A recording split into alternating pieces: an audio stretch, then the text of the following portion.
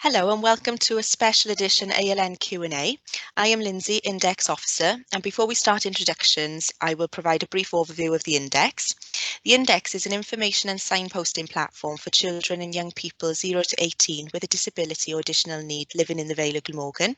We manage a voluntary register which provides a bigger picture of need in the area, and statistics from the register helps providers plan for improved services that meet the needs of our young people in the Vale. For those signed up to the Index, we provide regular communication such as e-bulletins and a newsletter, jam-packed with information on activities, education, childcare, family sport and wellbeing, geared towards families with a child or young person with a disability or additional need, including emerging needs whilst awaiting an assessment. Children do not need a diagnosis in order for the parent carer to sign up to the Index, and information can still be provided to families if they are not signed up through our phone line, email, social media or outreach service. So the purpose of this Q&A is to put a face to the name of our key professionals working on the implementation of the new Additional Learning Needs and Educational Tribunal Act, and to provide clear information around the new ALN system. So without further ado, I will now hand over to our key professionals in early years to introduce themselves before starting this Q&A session. Thank you. Hi, my name is Kirsty Gamlin. I'm the Early Years Additional Learning Needs Officer in the Vale of Glamorgan. As part of my role, I chair the Local Authorities Early Years Forum, and I also work closely with school age additional learning needs officers and IDP coordinator to support schools in the implementation of the new ALN system. And I'm Katie Barrett, and I'm the Early Years Transition Officer, so I work alongside Kirsty, and my role is mainly supporting families and settings through the process, getting children ready to go into school and then overseeing transition with Kirsty into school. Brilliant, thank you both. So I'll start straight away with the Q&A session now. Please tell us about the services you provide to under fives and their parent carers in the Vale of Glamorgan. So like I've said already, as part of my role as the Early Years Officer, I chair the Early Years Forum. So the Early Years Forum is a local authority run. It's a weekly multi-agency meeting, and professionals gather from health, education, social care and some parts of the third sector from across the local authority. We work together to plan, support and review children with additional needs and disabilities from birth to 5 years. So the Early Years Forum will consider whether children have, they may have an additional learning need, whether there's a healthcare need, physical need, or some children in the early years have emerging needs, and we determine the level of support the childcare setting and family require in order for them to access their childcare provision. So if required, the Early Years Forum will identify the lead officer to work with the family and the professionals to plan a way forward for them. So part of this could include developing any kind of documents such as an individual development plan, an individual healthcare plan, it could be a manual handling plan or a risk assessment for children, and we review these plans in line with statutory timeframes. As part of our role, we also offer support, advice and training to early years providers on the new ALN system and inclusive practice in order for them to include all children successfully in their early years settings. So in terms of referrals to the Early Years Forum, we accept referrals from any professional who knows the child really well, and they've identified that they may have an additional need that may require some planning, coordination, sharing of information and support in order to access their childcare provision, and then we can plan for transition into nursery and school. And then that's where I come in. So as the transition officer, my role is to support the family in the childcare or play setting through the early years process. And along with Kirsty, like I said, to oversee transition into school. So this means that following discussion at Early Years Forum, I'm usually the first point of contact for the family. So I get in touch with them and let them know the outcome of the Early Years Forum, explain the next steps and answer any initial questions that they've got. I'm also the ongoing point of contact for anything relating to education as the child gets ready to go into school. So if the child is already in a childcare or play setting when they become known to Early Years Forum, I'll usually go and visit them as well as soon as I can to see how they're accessing the setting and to offer appropriate advice and strategies. So this can be an ongoing process where I visit the child termly or half-termly to continue to support the setting to meet the child's needs, and I feed back all of my findings to Early Years Forum. So when the child's ready to move from setting into school, I work with the family and the relevant professionals to produce a one-page profile. This is true as well if the child is going from, excuse me, if the child is going from home to setting. So I work with professionals to produce a one-page profile and with the family. So the one-page profile is a simple document that goes into school or setting before the child starts, and that gives them an overview of what help the child might need. So it includes sections on things like what's important to the child, the best ways to support them and how they communicate. Then finally, after the child has started in school, either myself or Kirsty will visit them and check that they've settled, and to make sure that the child has got everything that they need, that the school, have got everything that they need from us. So finally, my role, as well as the support offered to the family and setting, we offer a parent support group in partnership with the Early Years Inclusion team in Cardiff. So this is called the One Group, and prior to COVID, it ran as a stay-in-play session with parents and children coming along to have a play and have a cuppa with each other. However, at the moment, it is run online through Microsoft Teams.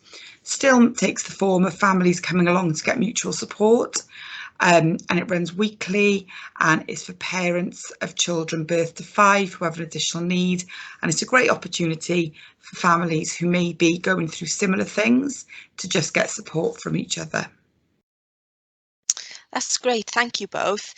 And then bringing in, how will the Additional Learning Needs in Education Tribunal Act benefit children 0 to 5 in comparison to before? So the old SEN system, the old Special Educational Needs system, only placed a statutory duty on local authorities to determine whether a child had special educational needs and whether they required a statement to support those needs from statutory school age previously. However, the great thing about the new Additional Learning Needs system is that this now applies to children from birth. So as a result, this means that the local authority will always be responsible for identifying whether these children, once they reach their statutory school age, may have an additional learning need that requires additional learning provision through an individual development plan. For children, however, who are aged 3 to 5, who attend nursery or reception class at a local authority maintained school, it is the school that will meet their needs and identify whether or not they need an individual development plan. Thank you, Kirsty. Could I just check there for clarity? So with the older years, they're obviously going through a phased implementation of IDPs and identifying if ALN is recognised. From birth maybe to 3, you wouldn't be working on a phased, you're already working on IDPs with immediate effect, whereas maybe somebody who would be 9 or 10, that would come at a later date. They'd be still operating on the SEN system until their mandated year group would kick in. So you're already working on IDPs now, is that correct? Yes, and we have done for some time. So the ALN code actually became live in September 2021 for children who are new to additional learning needs. So for our little ones, all of our referrals that we've received from September 2021 would automatically go on to this new ALN system. And also, as nursery age children are part of the mandated year groups, they will also go on to the new system as well. So it's quite fluid for us. We've also, in the early years, because there wasn't a statutory duty prior to school age to write, to gather the information, to identify SEN and write a statement, we've actually been trialling this person-centred approach and writing individual development plans for our little ones for quite some time, actually. So for us, it's just making sure that we're being part of that consistent, coherent transformation, and to ensure all of the documentation is in line with all the other year groups now that it's going live for them from January. Fantastic, thank you. And then finally, will the implementation of the new ALN system change how the Early Years Forum operates? And obviously we've established that you're already well in the flow of that. So have you recognised it? I should reword that. Have you recognised any changes to how it's run since you've been doing it? Or will there be any changes ahead as it continues to implement going forward? No, so like we've already alluded to, the purpose of the Early Years Forum has always been for professionals to be made aware of children that may have additional needs and plan for their transition into education settings. So that was in the old system and in the new system. So it will continue in the Early Years Forum. We'll continue to consider evidence and views from the child where possible, and parents, earlier settings, and all professionals currently involved with the child or the family, to involve planning and decision making with regard to meeting their needs, so that we can plan for that transition. So each referral is discussed as an individual case, and we look at the evidence provided to form a holistic view of the child's needs.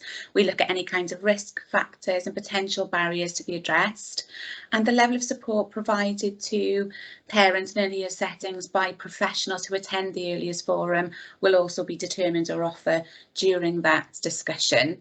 So as part of that, funding may be agreed to ensure that children's needs can be met in their childcare or play setting for a number of reasons. And it could be to ensure a child's health and safety so that they can access that environment. It could be as part of the new process to help us identify any possible additional learning needs within the early years, and then therefore provide any additional learning provision if required. It may be to enable them to access their play opportunities and just the learning environment, or it could be to help them engage in the early years curriculum. But like I've already alluded to already, so our role is to gather information regarding children who professionals who are involved with them feel that there may be some extra planning required around any kind of additional needs, and that might not just be learning needs, that could be emerging needs, that could be physical needs, that could be healthcare needs, just so that we as a local authority within the Early Years Forum can ensure that any plans need to be in place whilst they're in their early year settings can be put into place with the help of a multi-agency approach. But once the children are then attending their local authority maintained nursery or school, it then goes on to the responsibility of the school to ensure that their needs are met and any additional learning provision is provided. Brilliant. Thank you so much both. I think that brings us to the end of our Q&A session. Stay with us as we will reconvene shortly with more Q&A with key professionals working on the implementation of the new Act with older children and transition age children. Thank you. Thank you. That's okay. Lindsay, can I just say as well, as part of the One Group in, please follow us on Facebook. So if you want any updates and things about the One Group, Katie's very good at ensuring that the social media is up to date. Okay, brilliant. Thank you. Will do. Okay, welcome back to our special edition Q&A with key professionals across Cardiff and the Vale. I will hand you over to the Q&A panel for introductions and for them to tell you about their responsibilities. Hi, to introduce myself, I'm Vicky Jarvis. I am the IDP coordinator. I'm working with the complex needs team at the Vale of Glamorgan, supporting schools and providing training with the implementation of the new ALN Act. Hi, I'm Joy Rhodes. I'm ALN Lead Officer for the Vale of Glamorgan, and I'm supporting schools and Elenco's with the implementation of the Additional Learning Needs Education Tribunal Act. Hi, I'm Jen Dunstan. I am also an ALN Lead Officer for the Vale of Glamorgan, and I'm also supporting schools with the implementation of the Additional Learning Needs and Educational Tribunal Act.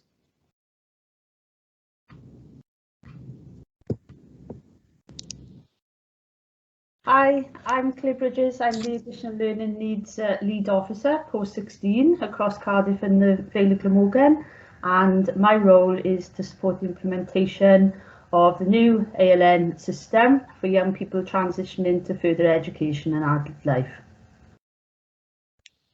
Hi, I'm Emily Morris. I am the Senior Additional Learning Support Coordinator for Cardiff and Vale College. So my role is to ensure that the college is meeting its duties under the new Act. Thank you all. I'll start straight away. I know we've got a lot of questions to work through, so thank you for that. I'll just begin now with the Q&A session. What is an individual development plan and how will it support a child or young person with ALN? An IDP is an individual development plan, and it's a document that contains the description of a child or young person's ALN, additional learning need, and then the additional learning provision that is called for by their learning difficulty or disability. It's a plan because it plans the action that must be taken, namely the additional learning provision or ALP that must be secured. It also provides the record against which a child or young person's progress can be monitored and reviewed.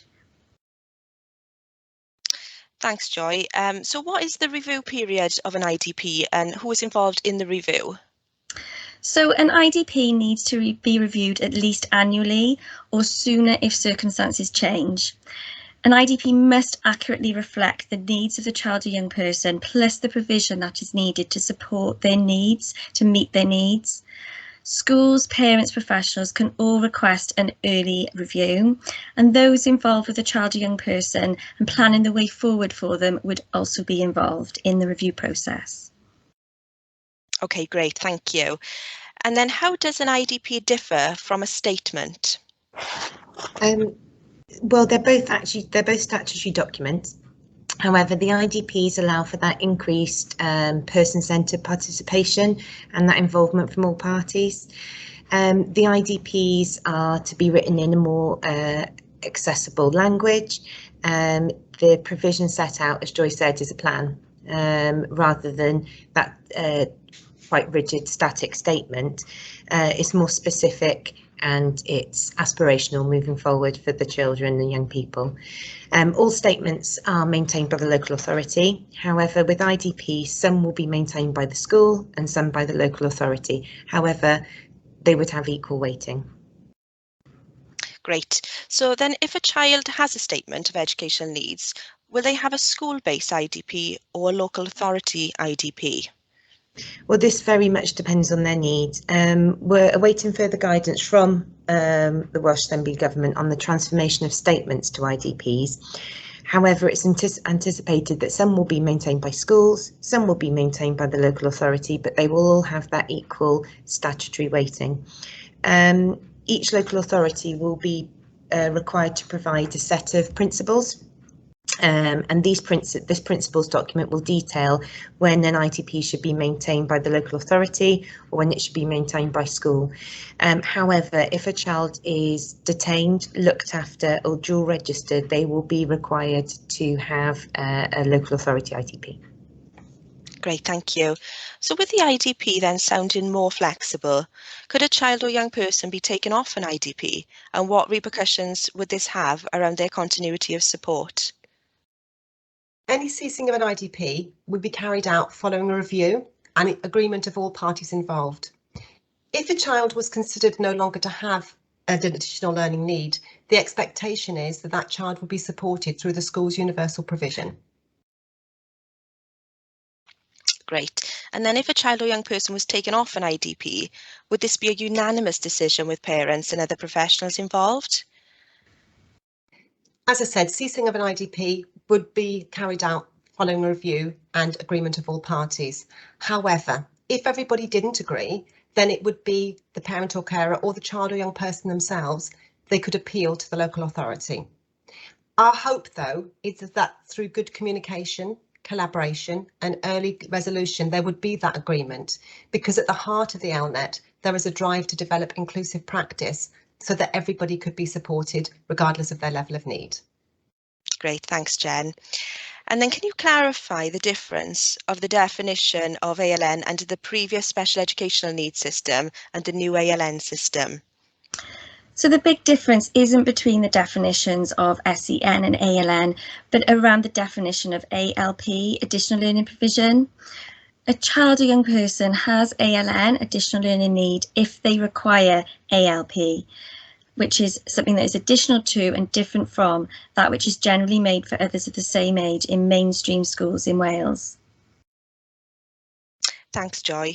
So if a child was considered to have ALN by their school under the special educational needs system and a decision is made by their school that the child or young person is not being considered to have ALN under the new ALN system, what support and clarity for the parents, carers is there around this, and who is the best point of contact?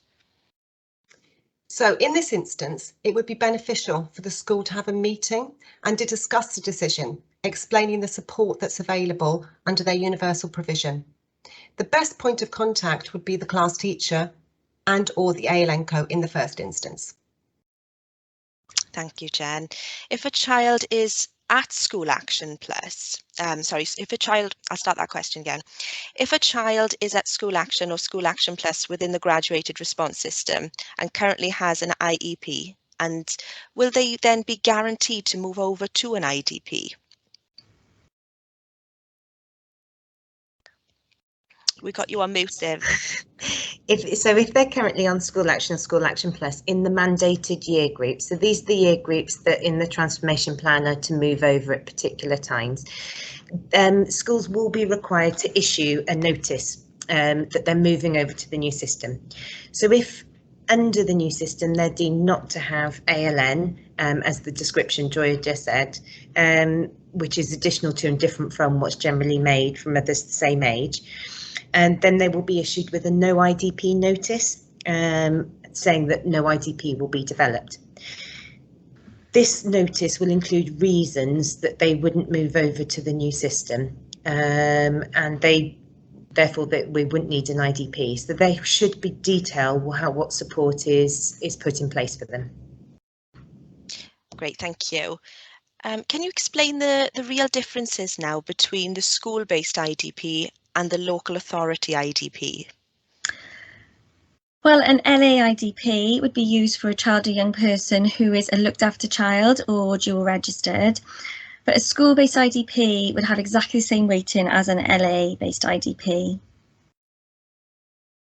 Thank you, Joy. And then we are coming to the end, a couple of questions now, before we move into some transition questions. If a parent disagrees with their child's school and feels that under the new system their child warrants additional learning provision and an IDP respectively, I know, Jen, you mentioned earlier that they can appeal. Would you be able to give us a bit more detail around that, please? Of course. In the first instance, we would encourage parents or carers to discuss their concerns with the school, because the school will be able to explain the support that is in place under their universal provision, and the school will be able to explain the decisions around why they feel the child does not have an additional learning need. However, of course, if the parent or carer is not satisfied with this, they could contact the local authority to appeal. Great, thank you. And then, is there any further information available for parents to better understand these changes, if only just finding out about the new ALN system? Yes, so further information should be available on the local authority website, plus school websites and the Welsh Government website as well. I know they've recently released some parent guidance to the transformation on the Welsh Government website and Facebook pages. So there's lots of leaflets and videos produced for this very reason, particularly by our consortia, and those videos will be on the local authority websites and school websites. Is there any other services then that can support parents with understanding these changes as well? Yeah, so obviously the index, and you'll have lots of information on your Facebook pages and websites. Snap Cymru as well have lots of information and able to support parents through this journey, both able to help understand the changes. There's also, advocacy services to help support parents and children and young people in meetings. That's great, thank you. And right at the end of this recording, we will include a page with all of that information for you to be able to take that forward should you need that. Okay, so we're now going to move into some further questions around the transition side with Claire and Emily. So we'll start now with what support is available for young people with additional learning needs who progress from school to Cardiff and Vale College? So as the ALN Act has changes the whole system, so young people would be eligible for an IDP up to the age of 25. So previously the statement would cease once they leave formal education or turn 19. So our job then is to make sure that the transition from school to college is as smooth as possible. So we have a team of transition and review officers. So their job is to make sure that they can support that transition and also provide an enhanced transition experience for young people that need it. So our transition officers will attend the final or penultimate annual review of a young person to identify what their needs are, what courses are available at the college, and then also what support they would be accessing while they're with us. So learners can access bespoke visits to the college as much as they need to just reacclimatise or just acclimatise to the environment, because it can be quite scary and daunting coming to a college the size that Cardiff and Vale College is. So we can arrange visits during quieter times. There's opportunities to meet key members of staff as well. So you could meet your teachers and any support staff that you would be working with when you are in college. We also provide keeping in touch days. So those are days where you can meet other learners who are also going through the transition process. And you can also meet previous learners as well. So those are learners that have been through that experience, they know what it's like, and they can offer reassurance and just describe how they felt and then what progress they've made then in college. As well as all that, we also support families as well, because it's quite a difficult time for the entire family moving from school to college. So it can be a daunting experience. So the support is there for the families as well. Thanks, Emily. That sounds great. So moving to the next question then, we've got, how will the new Additional Learning Needs and Educational Tribunal Wales Act affect those of transition age? Thanks, Lindsay. So under the new system, statements of SEN, individual education plans, and learning and skills plans will no longer exist. Instead, all young people with ALN, if they continue in education, will have an IDP, regardless of whether they stay on in school post-16 or whether they go to college. So that means you no longer have separate plans depending on whether you go to school or whether you go to college.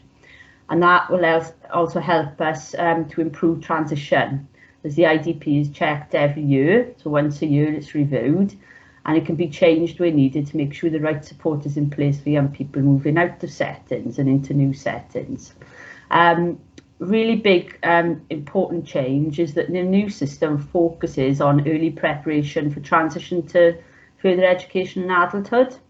And in year 9, the transition plan, so that'll be the young person's plan for the future, will be drawn up at a meeting with the pupil, the parents, carers, and all those involved with supporting the pupil. So it could be somebody in health, social services, and across education as well.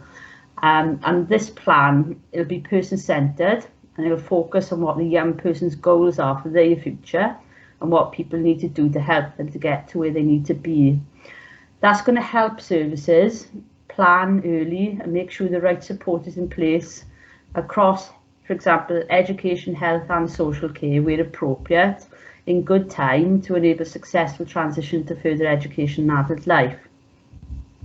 So just a note though, so the young people in post-16 education in year 11 are currently not included in the first year of implementation of the new ALN system.